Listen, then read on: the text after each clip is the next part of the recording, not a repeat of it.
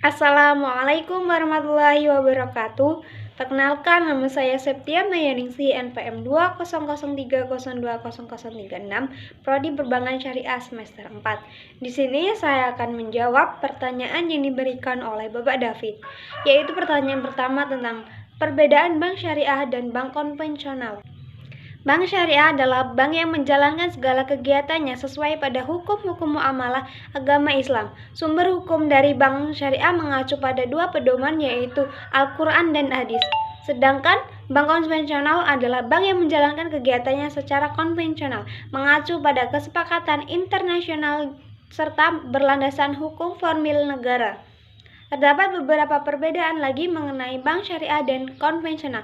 Yang pertama yaitu tentang prinsip. Prinsip konvensional mengacu pada peraturan dan internasional berdasarkan hukum berlaku, sedangkan prinsip bank syariah berlandaskan hukum Islam, yaitu tentang Al-Quran dan hadis. Yang kedua yaitu tujuan. Bank konvensional memiliki tujuan keuntungan dengan bebas nilai atau dengan prinsip yang dianut oleh masyarakat umum. Sedangkan bank syariah tidak hanya berorientasi pada profit saja, tapi juga pada penerapan nilai syariahnya.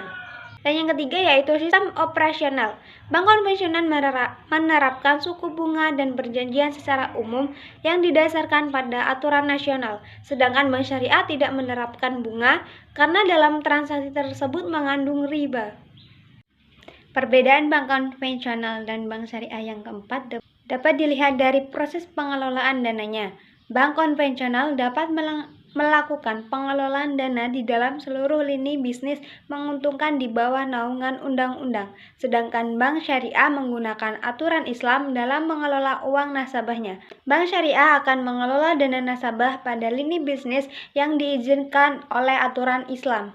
Jadi, uang nasabah tidak boleh diinvestasikan atau dikelola pada bidang usaha yang bertentangan dengan nilai Islam. Yang kelima yaitu hubungan nasabah dan bank. Perbedaan bank konvensional dan bank syariah. Hubungan antara nasabah dan bank. Dalam bank konvensional, hubungan antara nasabah dan lembaga perbankan yaitu debitur dan kreditur. Nasabah berperan sebagai kreditur, sementara pihak bank berperan sebagai debitur.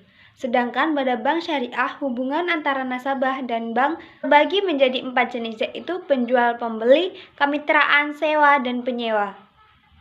Yang keenam yaitu pengawasan kegiatan, baik bank konvensional maupun bank syariah. Pengawasan kegiatan sama-sama diatur oleh Undang-Undang Nomor 10 Tahun 1998 mengenai perbankan. Namun pihak pengawasannya yang berbeda. Segala aktivitas bank konvensional akan diawasi oleh Dewan Komisaris, sedangkan pengawas dari bank syariah terdiri dari lembaga seperti Dewan Pengawas Syariah, Dewan Syariah Nasional, dan Dewan Komisaris Perbankan. Dan yang terakhir yaitu keuntungan. Pada bank konvensional, keuntungan dibagi dari suku bunga yang dibebankan pada nasabah.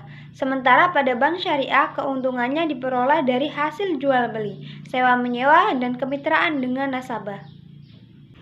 Soal yang kedua yaitu tentang produk-produk apa saja yang terdapat pada bank syariah. Kegiatan bank syariah dapat diklarifikasikan dalam 5 prinsip dasar, yaitu titipan atau deposito, bagi hasil profit sharing, jual beli atau murabahah, sewa operasional dan finansial, dan jasa atau fee-back service.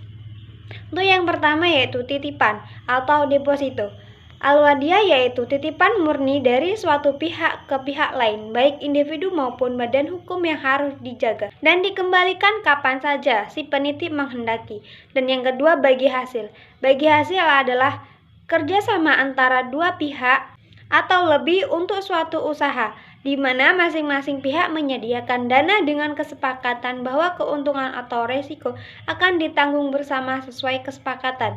Dan yang ketiga jual beli atau murabahah, yaitu jual beli barang pada harga asal dengan tambahan keuntungan yang disepakati. Dan yang keempat sewa, yaitu akad pemindahan hak guna atas barang dan jasa melalui pembayaran upah sewa tanpa diikuti dengan pemindahan kepemilikan atas barang itu sendiri.